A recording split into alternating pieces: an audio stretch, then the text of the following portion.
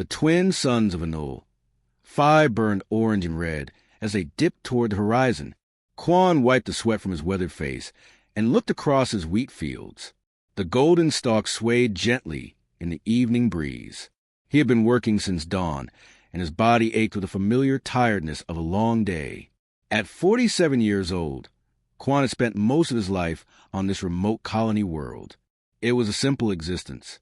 He grew wheat, tended his small garden, and lived alone in the modest farmhouse his grandfather had built decades ago. The colony settlement was small, just a few hundred families scattered across the valley. They helped each other when needed, but mostly kept to themselves. Quan picked up his tools and began walking toward the irrigation pump at the edge of his property. The pump had been acting strange lately, making odd noises. He wanted to check it before nightfall. As he approached, something caught his eye. There was movement near the waterline. His first thought was that a wild animal had wandered onto his land. He stopped and squinted. The shape was small and dark against the reddish dirt. It moved weakly, like something injured or dying. Quan felt his chest tighten. He did not like seeing creatures suffer. He moved closer, his boots crunching on the dry earth. Then he saw the hand. Small fingers reached desperately toward the flowing water from the irrigation pipe. Quan's breath caught in his throat. That was not an animal. That was a child. He dropped his tools and ran.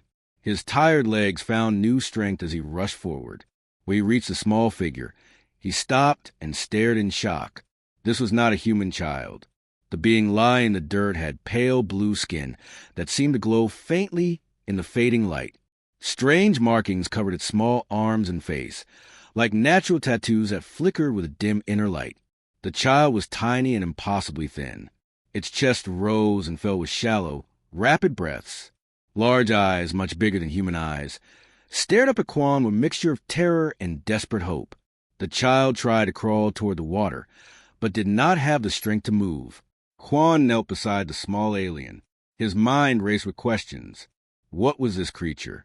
How did it get here? Where did it come from? But those questions did not matter right now. What mattered was that a child was dying in front of him.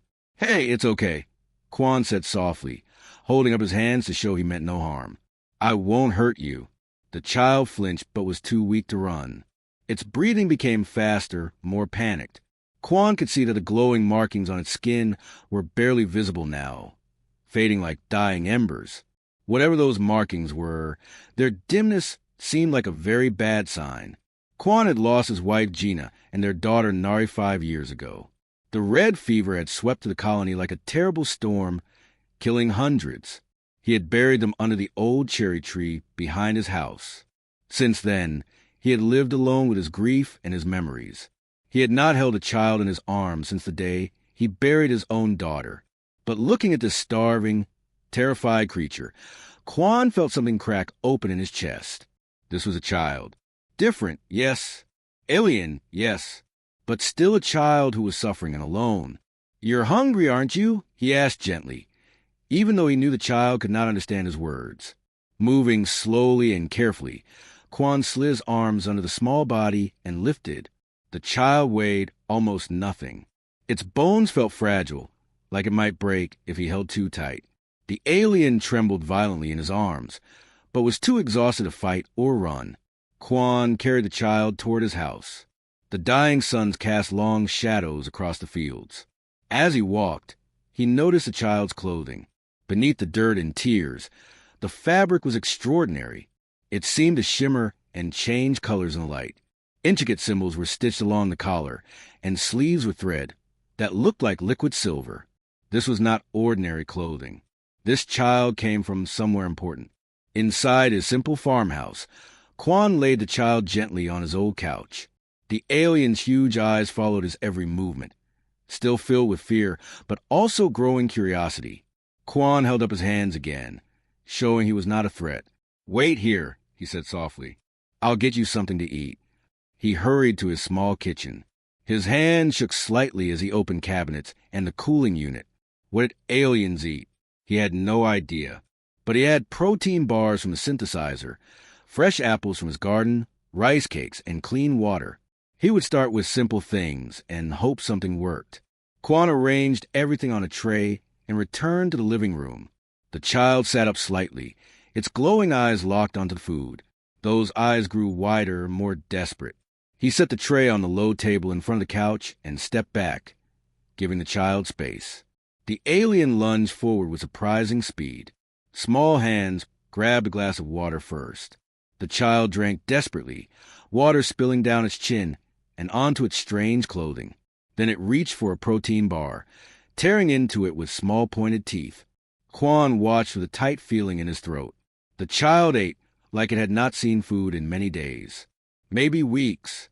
Each bite was frantic, desperate, like someone who had been dying of starvation and could not believe food was real. Slow down, Quan said quietly, though he knew the words meant nothing to the alien. You'll make yourself sick. There's plenty more. But the child did not slow down. It ate everything on the tray in minutes. When the food was gone, it looked up at Quan with those enormous eyes. The markings on its skin were glowing slightly brighter now, like a fire being fed new wood. Quan returned to the kitchen and brought more food. This time the child ate slower, more controlled. As it ate, Quan pulled up a chair and sat watching. He felt a strange warmth in his chest. For 5 years, this house had been empty and silent. Now there was life in it again. Small, strange, alien life, but life nonetheless. When the child finally stopped eating, its small body relaxed for the first time. The fear in its eyes had lessened, replaced by exhaustion. It curled up on the couch, pulling its legs close to its chest. Within minutes, the child was asleep. Quan fetched a soft blanket from his bedroom and draped it carefully over the small form. He pulled his chair closer and sat watching the child breathe. Outside, the 2 moons of Anul, 5 rose into the darkening sky, casting silver light through the windows. Quan did not know what tomorrow would bring. He did not know who this child was or where it came from. He did not know if anyone was looking for it, or if helping it would cause him trouble. But none of that mattered tonight. Tonight, he had found a starving child and given it food. He had seen suffering and offered comfort. In a galaxy that seemed so often cruel and cold, he had done the one thing that felt right. As the night deepened, Quan kept his vigil. The old farmer and alien child, brought together by chance or fate, rested in the quiet farmhouse. Tomorrow would bring answers. Tonight brought only simple human kindness, offered freely to a stranger in desperate need. Quan's eyes opened slowly. Something felt wrong. His small bedroom should have been filled with the soft orange glow of dawn, but instead everything was dark. He sat up in bed, confused and disoriented. Had he slept through the entire day? No, that was impossible. His body clock never failed him after decades of farm life. He threw off his blanket and walked to the window. What he saw made his blood turn to ice. The sky was gone. Massive metal shapes blocked out the twin suns completely. Hundreds of enormous warships hovered above his farm, so large they seemed impossible. Their hulls gleamed with polished silver and gold that caught what little light remained. Each vessel was bigger than the entire colony settlement. Some were shaped like enormous wedges, others like graceful crescents. Strange symbols glowed along their sides in colors Quan had never seen before. What in the world? Quan breathed, his voice barely a whisper. His hands gripped the windowsill as his mind struggled to understand what his eyes were seeing. This was not real. This could not be real. Things like this did not happen to simple farmers on remote colony worlds. Then the lights came. Brilliant beams of white energy shot down from the largest warship, illuminating his entire property like midday. Quan stumbled backward, throwing his arm across his eyes. When he could see again, he looked out the window and his heart nearly stopped. His yard was filled with soldiers. Dozens of them. They had appeared out of nowhere, materializing like ghosts in the light beams. Each one wore armor that seemed to be made of liquid metal, shifting and flowing across their bodies. They stood in perfect formation, surrounding his small farmhouse in a circle. In their hands they held weapons that hummed with deadly energy. The soldiers were tall, much taller than humans. Even from his window, Quan could see their blue skin and the glowing markings that covered their faces. They looked like the child sleeping on his couch, but fully grown and heavily armed. Quan's legs felt weak. His mind raced with terrible possibilities. Had he done something wrong by helping the child? Were these soldiers here to punish him? To kill him? Heavy footsteps approached his front door. Quan heard the crunch of boots on gravel, getting closer and closer. He wanted to run, to hide, but there was nowhere to go. His small farmhouse was completely surrounded. The footsteps stopped at his door. Quan held his breath, waiting for them to break it down. But instead, there was silence. They were waiting for him to come out. Quan looked toward his living room. The child was sitting up on the couch now, awake and alert. The blanket had fallen to the floor. The child's large eyes were calm, not frightened. It looked at Quan and made a soft sound, almost like a song. Something in that sound gave Quan courage. If the child was not afraid, maybe he should not be either. He took a deep breath, walked to his front door, and opened it. The sight that greeted him was overwhelming. The soldiers were even more imposing up close. They stood at attention, their weapons lowered but ready. At the center of the formation stood one figure who was clearly their leader. The commander wore armor more elaborate than the others. Ceremonial decorations covered his chest plate, and a flowing cape of shimmering fabric hung from his shoulders. His face was stern and weathered, with the same glowing markings that covered his skin in intricate patterns. He was at least 7 feet tall and radiated authority and power. Quan stepped outside, his hands raised to show he was not armed. His voice shook as he spoke. "I don't want any trouble. I was just trying to help." The commander stared at him for a long moment. Then, to Quan's complete shock, the massive warrior dropped to one knee. His armor made a metallic sound as he knelt in the dirt. Every soldier behind him did the same, all of them going down on one knee in perfect unison. Quan's mouth fell open. He did not understand what was happening. The commander touched the device on his throat. When he spoke, his words came out in perfect human language, translated by the small machine. His voice was deep and filled with emotion that the translator could not hide. "Human farmer," the commander said, his head bowed. "You have saved Crown Princess Lyra of the Velcari Imperium, the heir to our throne, the future of our people." Quan felt dizzy. Princess? The starving child he had found in his field was a princess? "She was taken from us by our enemy 17 days ago," the commander continued, still kneeling. "They wanted to destroy our future. They abandoned her on this remote world to die alone and forgotten. Her emergency beacon was damaged. We have been searching desperately, fearing we would find only her body." The commander's voice cracked slightly, showing the strain of those long days of searching. "But you found her first. You gave her food when she was starving. You gave her warmth when she was cold and alone. You asked for nothing. You expected no reward. You simply saw a child in need and helped her." Quan shook his head, still trying to process everything. "I didn't know who she was. She was hungry. She's a child." The commander finally looked up, and Quan saw something like wonder in the alien's eyes. "You saw only a child," the commander said slowly, as if testing each word. "Not an alien, not a stranger from the stars, not something to fear or use for profit, just a child who needed help." Behind the commander, Quan could see movement among the soldiers. Some of them were looking at him with what seemed like respect. Others looked confused, as if his simple statement did not make sense to them. A new sound filled the air, a deep thrumming that Quan felt in his bones. The largest warship descended lower, and a section of its hull opened like a blooming flower. A platform extended downward, carrying a single figure. The commander stood quickly and turned. Every soldier snapped to attention. The air itself seemed to grow heavy with presence and power. The figure on the platform was female, tall and regal. She wore robes that seemed to be made of starlight and shadow. A crown of crystal floated above her head, held in place by invisible force. Her face was beautiful and terrible, filled with authority that came from ruling billions. "The Empress arrives," the commander whispered, and there was reverence and fear in his voice. The platform touched the ground. Empress Heian of the Velcari stepped off and surveyed the scene before her. Her eyes swept across the soldiers, the farmhouse, and finally landed on Quan. For a moment, The most powerful being in 3 sectors of space locked eyes with a simple farmer from a forgotten colony world. Then a small voice called out from inside the house. "Omoni!" Princess Lyra appeared in the doorway, still wrapped in Quan's blanket. When she saw her mother, she let out a cry of pure joy and ran. The Empress caught her daughter and lifted her into her arms.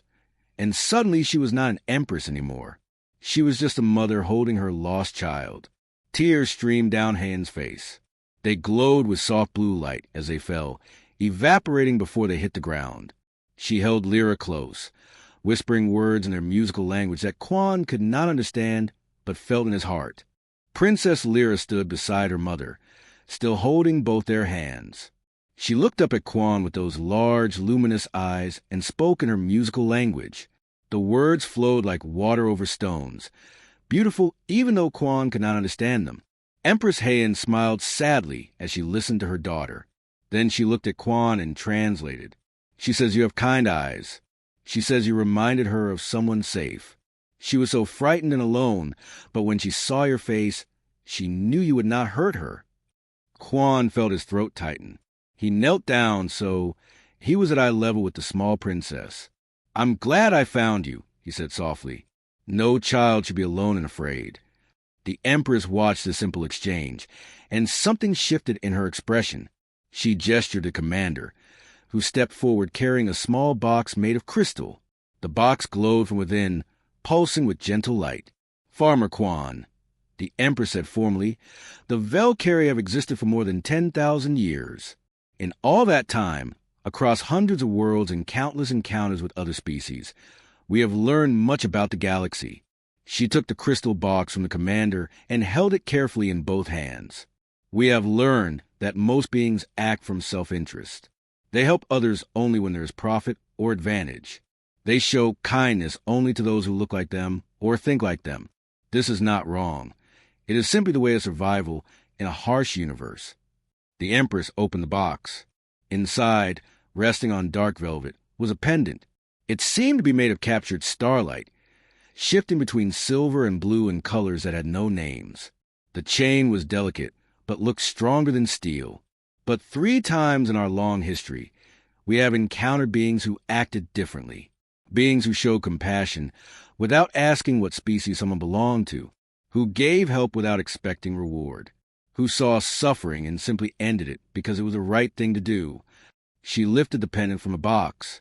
The light from the warships above caught it and made it blaze like a small sun. "We call them Corves. It means guardian friend in your language. It is the highest honor we can give to someone outside our people. You are the 4th being in 10,000 years to receive this title." The Empress stepped forward and placed the pendant around Quan's neck. The moment it touched his skin, he felt warmth spread through his chest. The pendant seemed to hum with quiet energy, like it was alive. "You are bound to the Velcari now, for all generations," the Empress said. "Your children's children will be honored. Your name will be remembered in our histories. And if you ever need us, for any reason, we will come." Quan touched the pendant with shaking fingers. "Your Majesty, I don't deserve this. I really just gave her some food and a place to sleep. Anyone would have done the same." The commander made a sound that might have been a laugh. "No, human. Most would not. We have sensors that showed 7 other settlements within range of where we found the princess. She could have crawled to any of them, but luck or fate brought her to you. Or perhaps it was not luck," the Empress said quietly.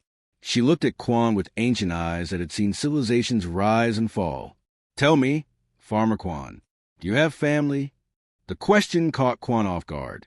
His hand instinctively went to the simple metal ring he still wore on a chain under his shirt, next to where the pendant now rested. "I had a wife, Gina, and a daughter, Nari. They died 5 years ago in the Red Fever outbreak." The Empress's expression softened with genuine sympathy. "I am sorry for your loss. I know the pain of losing loved ones. My husband, Lyra's father, died 2 years ago defending our homeworld from invasion. He was a great warrior and a gentle soul." She looked down at her daughter, who was now sitting on the ground examining a flowering weed that grew near Quan's porch with fascination. "Perhaps that is why Lyra felt safe with you. Children who have known loss can recognize others who understand their pain. You both carry sadness, but you did not let that sadness make you cruel or cold. Quan watched the small princess carefully picking the flower petals and arranging them in a pattern on the dirt. She hummed softly to herself, a sound of contentment and peace. She seems happy now, Quan said. She is safe. That is everything. The Empress paused, then spoke more quietly. When she was taken, I thought I would lose everything. My daughter, my heir, my reason for continuing. The enemies who took her wanted to break me, to make me weak. They left her on this world expecting her to die slowly and alone. Her voice hardened with controlled anger. They did not expect a simple farmer to show more honor than any of them possessed. They did not expect that someone would help her without knowing who she was or what reward they might gain. The commander stepped forward again. Your Majesty, we have identified the settlement leadership. They are requesting an audience. They seem concerned about the fleet presence. The Empress nodded. Tell them we mean no harm to their world. We are simply honoring the one who saved our princess. She turned back to Quan. I know this is overwhelming for you. Your quiet life has been disrupted by forces beyond your control. But please understand what you have done. You have not just saved one child. You have changed the future of an entire empire. I don't understand, Quan said honestly. Lyra is my only child. If she had died, there would have been civil war over the succession. Millions would have died. Whole worlds would have burned. The Velcari Imperium might have torn itself apart from within. The Empress placed her hand on Quan's shoulder. Her touch was gentle despite her obvious strength. You prevented all of that with one simple act of kindness. You fed a hungry child. That is all. But that simple act will echo through history. Songs will be written about you. Children will learn your name in schools. The human who saved the Princess of Velcar. Quan felt overwhelmed. He looked at his small farmhouse, his wheat fields, the simple life he had built here. Everything seemed so small compared to warships and empires and the weight of history. I just want to go back to farming, he said quietly. The Empress smiled, and it was warm and understanding. You will. We will not force you into politics or ceremonies if you do not wish it, but we will protect you, and we will not forget what you did. She called to her daughter in their language. Lyra jumped up and ran to her mother, then surprised everyone by running to Quan first. She hugged his leg tightly, then said something in her musical voice. She says, "Thank you for the apples." The Empress translated, amusement in her voice. She says they were the best things she ever tasted. Quan laughed despite everything, despite the warships and the soldiers and the impossible situation. He gently patted the princess's head. You're welcome, little one. Come back any time. I'll save some for you. The Empress lifted her daughter into her arms. She looked at Quan one more time, and there was respect and gratitude in that gaze. Remember, Farmer Quan, you are Corvus now, guardian friend. If you ever need anything, speak my name to the stars, and we will hear you. 3 weeks had passed since the morning Quan woke to find warships blocking out the sky. His life had changed in ways he could never have imagined. The quiet farming colony he had called home for decades was now the center of galactic attention. A massive Velcari diplomatic station hung in orbit above the planet. It looked like a silver flower blooming in space, visible even during the day as a bright point of light. Trade ships arrived every few hours, bringing supplies and technology that the struggling colony had never dreamed of possessing. The settlement's old medical clinic had been upgraded with Velcari equipment that could cure diseases thought impossible to treat. The red fever that had killed Quan's family could now be stopped with single injection. Water purification systems that could serve 1 million people had been installed, turning the colony's limited water supply into an abundance. The colonists no longer worried about drought or contamination. Most dramatically, the Velcari had shared agricultural technology with the farmers. Quan's wheat fields, which had struggled in the harsh soil, now grew faster and stronger than ever before. The crops were healthier, more resistant to disease, and produced twice the yield. Other farmers in the settlement had received the same upgrades. For the first time in years, the colony would have surplus food to trade. But with all these benefits came complications that Quan had not expected. A young Velcari diplomat, named Taeyong, had been assigned to stay on the planet. He was shorter than most of his species, only about 6 feet tall, with bright, curious eyes and an eager manner. He visited Quan's farm almost every day, bringing news and gifts that Quan did not want. On this particular morning, Taeyong arrived carrying a tablet displaying news feeds from across the galaxy. He found Quan in the wheat fields, inspecting the new growth with a farmer's careful eye. "You should see this," Taeyong said, holding out the tablet. "You are famous across 17 different species now. They are calling you the compassionate human." Quan barely glanced at the screen. "I don't want to be famous. I just want to farm in peace." "I know," Taeyong said sympathetically, "but peace may be difficult now. 6 different alien species have requested formal meetings with you. 3 have offered marriage alliances. 1 wants to make you a religious figure. The requests keep coming." Quan wiped sweat from his forehead and looked at the young diplomat. "Why? I didn't do anything special." "That is exactly why they find you fascinating," Taeyong explained. "You represent something that is rare in the galaxy. You showed kindness without any agenda. No political calculation. No thought of profit. You simply helped someone who needed help. Any decent person would have done the same." Taeyong shook his head. "You would be surprised how few decent people exist when tested. Most species, including mine, have lost that simple compassion somewhere in our long histories. We have become cynical and calculating. You reminded us what we lost." Quan said nothing. He turned back to examining his wheat, running his fingers along the strong stalks. The new technology was impressive, but part of him missed the old struggle. There had been something honest about fighting the soil and weather, even when he lost more often than he won. "There is something else you need to know," Taeyong said, his voice becoming serious. "Not all the attention you are receiving is positive." Quan looked up sharply. "What do you mean?" "The Draft Consortium, the ones who kidnapped Princess Lyra. They are not happy that you saved her. Why would they care about me? I'm nobody." Taeyong pulled up another screen on his tablet. It showed star maps with fleet movements, diplomatic communications, and threat assessments that meant nothing to Quan. "You are a symbol now. If humans and Velcari form a strong alliance, it threatens draft power in this sector. They see you as the beginning of something that could weaken their influence, and they have decided to do something about it." "Like what?" Quan felt a cold sensation in his stomach. "Last week, we intercepted a draft agent who had infiltrated the settlement. He was carrying a plasma disruptor and had your farm mapped out in detail. He got within 50 meters of your house before our security stopped him." Quan stared. "Someone tried to kill me?" "Yes, and it was not the only attempt." Taeyong swiped through more screens. 3 days ago, a shipment of food supplies meant for the colony was found to be poisoned. Our sensors detected the toxin before anyone consumed it. The poison was designed to target human biology specifically. They tried to poison the whole colony because of me? No. The poison was in supplies that were scheduled to be delivered directly to your home. They tried to make it look like an accident. Quan sat down heavily on the ground. His hands were shaking. "This is insane. I just fed a child."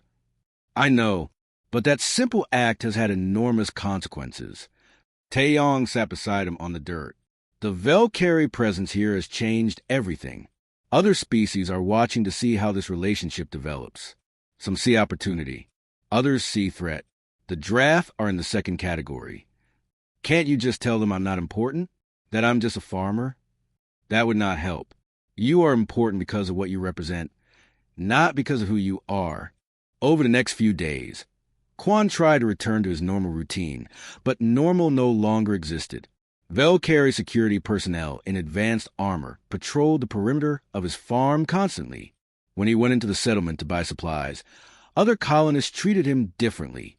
Some with respect and gratitude for prosperity he had brought, others with resentment and fear of the attention his actions had attracted. On the 5th day after his conversation with Taeyong, the situation escalated dramatically. Quan was eating breakfast when alarms began wailing across the settlement. He ran outside to see Taeyong sprinting toward his house, his face pale with concern. "We have a problem," the young diplomat said breathlessly. "A big one." "What happened?" "The Draft Consortium has sent an official communication to Earth's government. They are demanding your extradition to stand trial for interfering in Draft internal affairs." Quan's mind reeled. "Trial? For what? I didn't do anything to them." "They claim that by saving Princess Lyra, you prevented their legitimate political action against the Velcari Imperium. They are calling it interference in sovereign matters between established powers." "That's crazy." "Of course it is crazy. But they are serious. They have sent a fleet of 200 warships to the edge of this star system. They are demanding that Earth hand you over within 3 days, or they will consider an act of war." Quan felt the blood drain from his face. "War? Over me?" "Not over you specifically. Over what you represent." Taeyong pulled out his tablet again. "The Velcari response has been immediate. Empress Heian has mobilized the entire Third Fleet. 400 warships are moving to intercept the draft. She has made it clear that if they try to take you, she will consider an attack on the Velcari Empire itself." The tablet screen showed space filled with military vessels. 2 massive fleets facing each other across the dark between stars. Weapons charging. Shields activating. Thousands of soldiers preparing for battle. "This cannot be happening," Quan whispered. "But it is." Taeyong looked at him with sympathy and worry. 4 other species have declared support for the Velcari position. 3 have sided with the draft. 2 more are mobilizing their own fleets, waiting to see which side gains advantage. Within 48 hours, 12 civilizations could be at war. How many people would die? Millions, maybe billions. Naval battles are one thing, but once shooting starts, it tends to spread. Colonies get attacked. Trade routes disrupted. Retaliations and counter-retaliations. It could burn across half this sector of space. Quan looked up at the sky where he knew the fleets were gathering. Too far away to see, but close enough to bring death and destruction. All because I gave a hungry child something to eat. All because you showed compassion, and powerful people cannot control the consequences, Taeyong corrected gently. Quan stood there, the pendant of the corvette heavy around his neck. He thought about Princess Lyra's frightened eyes when he found her. He thought about his daughter Nari, and how he would have wanted someone to help her if she had been lost and alone. He had made the right choice then. But now that choice might lead to a war that could kill millions. Earth's government contacted him directly that evening. A tired-looking official appeared on his communication screen. "Mr. Quan, you need to surrender yourself for trial. We cannot fight an interstellar war. Humanity is not ready for this." Quan looked at the official and felt something harden in his chest. "No," he said quietly. "No, I won't surrender. I didn't do anything wrong." The crisis reached its peak on the morning of the 3rd day. The draft fleet of 200 warships maintained their position at the edge of the star system, dark and menacing against the black of space. The Velcari fleet had grown to 500 vessels, forming a protective barrier between the draft and Quan's world. Earth's government had called Quan 3 more times, each conversation more desperate than the last. They begged him to surrender. They explained that humanity had only a few dozen patrol ships, not enough to defend against even a minor power. If war came, Earth and its colonies would be crushed. The Velcari response had been simple and absolute. Empress Heian sent a message that was broadcast across the entire sector. "The human Quan is under our protection. He is Corvus, bound to our people by sacred oath. Any who harm him will face the full might of the Velcari Empire. We will burn your worlds to ash and scatter the remains across the void."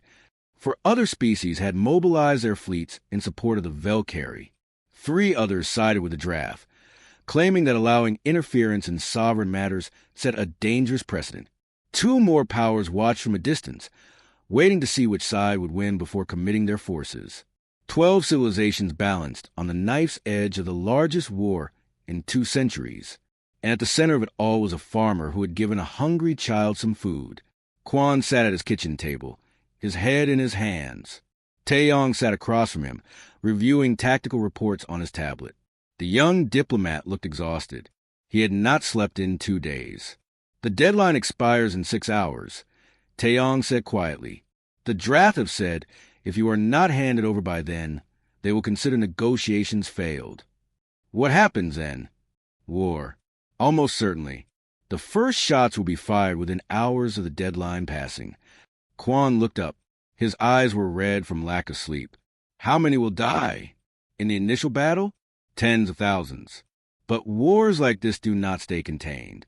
Within a week, it could spread to populated colonies. Within a month, civilian casualties could reach millions. Children will die. Yes, many children. Taeyong set down his tablet. I am sorry, Quan. You do not deserve this burden. Quan stood and walked to his window. Outside, his wheat field swayed in the morning breeze. Everything looked peaceful and normal. But above, beyond what eyes could see, weapons of unimaginable power were charging and targeting systems were locking on. I need to do something, Quan said. The Empress will protect you. You do not have to do anything. At what cost? Quan turned to face the young diplomat. How many children like Lyra will lose their parents in this war? How many families will be destroyed? Taeyong had no answer. Quan made his decision. I want to send a message to everyone, all the species that are preparing to fight. Can you arrange that? The Empress would not want you to surrender. I am not going to surrender. I am going to speak. Taeyong studied Quan's face for a long moment, then nodded slowly. I can arrange it, but you understand that what you say will be heard by billions? That your words could change everything. That is exactly what I am hoping for. Within 2 hours, the communication channels were established. Every major species involved in the crisis had agreed to receive the transmission, some out of curiosity, others out of respect for the Velcari who had requested it. Even the draft agreed to watch, probably expecting surrender. Quan stood in his simple kitchen, facing a camera drone that Taeyong had set up. He wore his normal farmer's clothes, his hands still dirty from working in the fields that morning. He had refused to clean up or dress formally. This needed to be honest. The camera activated. A small light turned green, indicating that he was now being broadcast across 12 civilizations to billions of viewers. Quan took a breath and began to speak. My name is Quan. I am a farmer on a small colony world called Hanul 5. 3 weeks ago, I found a child dying in my field. She was starving and alone. I did not know what species she was. I did not know her name or where she came from. I only knew that she was a child who needed help, and I had food to give. He paused, gathering his thoughts. Now your governments want to go to war over what I did. The drafts say I interfere with their plans. The Velcari say they owe me a debt that must be protected. Earth is afraid and wants me to surrender to make this all go away. Quan looked directly into the camera. But I want to tell you what I think. Any civilization that would punish someone for feeding a starving child has lost its way. Any government that would start a war because someone showed compassion has forgotten what makes life worth living. His voice grew stronger, more confident. I lost my wife and daughter 5 years ago to disease. I know what it means to lose the people you love. I know the emptiness that comes after. When I found that child in my field, I did not see an alien or a princess or a political problem. I saw someone's daughter who was suffering, and I could not walk away from that. Quan leaned forward slightly. So here is what I want to say to the draft consortium directly. You kidnapped a child and left her die because you wanted to hurt her people. That makes you kidnappers and murderers. And now you want to punish me for stopping your crime? You want billions to die in a war because one person showed basic decency. He shook his head. Look at yourselves. Look at what you are about to do. Is this really who you want to be? A civilization that kills children and then starts wars when someone saved them? Quan straightened up. I am not going to surrender for a trial. I did nothing wrong. I fed a hungry child, and I would do it again tomorrow. If that starts a war, then maybe that war was already coming. Maybe it needs to happen so the galaxy can decide what kind of place it wants to be. He paused, then spoke his final words. I am just a farmer. I have no weapons and no armies. But I know one thing that your governments seem to have forgotten. We are all connected. Every species, every world, every life.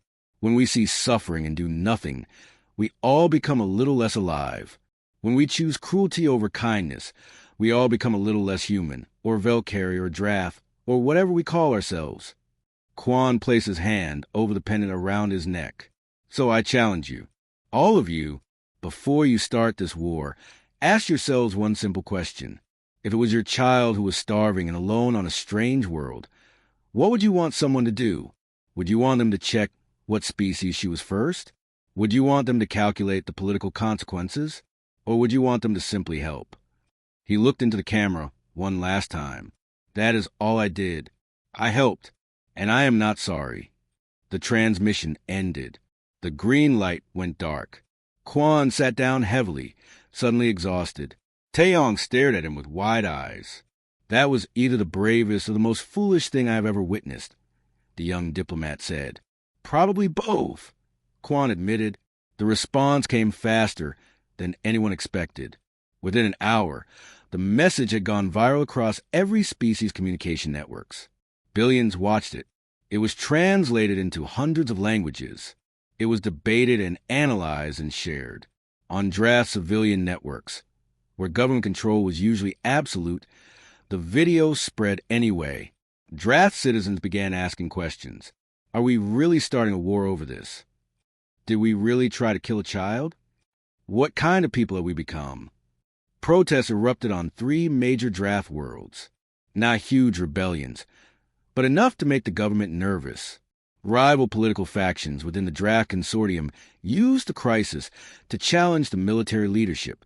We look like monsters to the entire galaxy. Their diplomats argued in council chambers.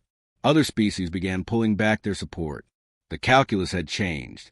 Supporting the draft now meant supporting the attempted murder of a child and the punishment of someone who prevented it. That was not a position most governments wanted to defend publicly. 5 days after Quan's broadcast, the draft fleet began to withdraw from the system. They issued a brief statement through official channels. After thorough review of interstellar law, the consortium has determined that Farmer Quan's actions do not constitute interference with sovereign matters. This issue is considered resolved. It was not an apology. They did not admit wrongdoing. But it was enough. The crisis was over. The Valkyrie fleet remained in orbit for another week, then gradually dispersed. The other species' fleets withdrew. The galaxy stepped back from the edge of war. Quan returned to his fields. The wheat needed harvesting, and the work would not wait. Taeyong found him there 3 days after the draft withdrawal, working in the afternoon sun. You changed everything, the young diplomat said. Political analysts are calling your speech the most significant moment in interstellar relations in 50 years. Quan pulled another stalk of wheat and examined it carefully. I just said what needed to be said. 7 species have begun peace negotiations. The draft government has reformed, with new leadership that is less aggressive. And humans, Taeyong smiled. Humans are suddenly very popular. Dozens of species want to open diplomatic relations with Earth now. Because I gave a speech? Because you show them something they have forgotten. That simple acts of kindness matter more than complex politics. That compassion is not weakness. Quan said nothing. He just kept working, his hands moving through the familiar motions of harvest. The work was honest and real, and it helped keep him grounded after everything that had happened. 2 months later, a Valkyrie ship landed near Quan's farm. Empress Heian and Princess Lyra emerged, both dressed in formal robes, but smiling warmly. Lyra had grown. She looked healthier and happier. When she saw Quan, she ran to him and threw her arms around his waist. Teacher Quan, she said in careful human language. She had been learning. Hello, little one, Quan said, kneeling to hug her properly. You have been studying. I wanted to talk to you in your words, she said proudly. The Empress approached, carrying a small crystalline container. Inside was a single seed that glowed with soft inner light. This is from the great tree of Velkar, she explained. It is sacred to my people. Very few exist, and they are never given lightly. But I want you to have one. Plant it here, and it will grow strong. A symbol that kindness planted can grow into something beautiful.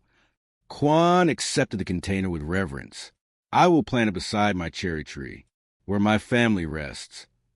They will be proud of you, the Empress said quietly. Lyra tugged on Quan's sleeve. Will you visit us? On our world?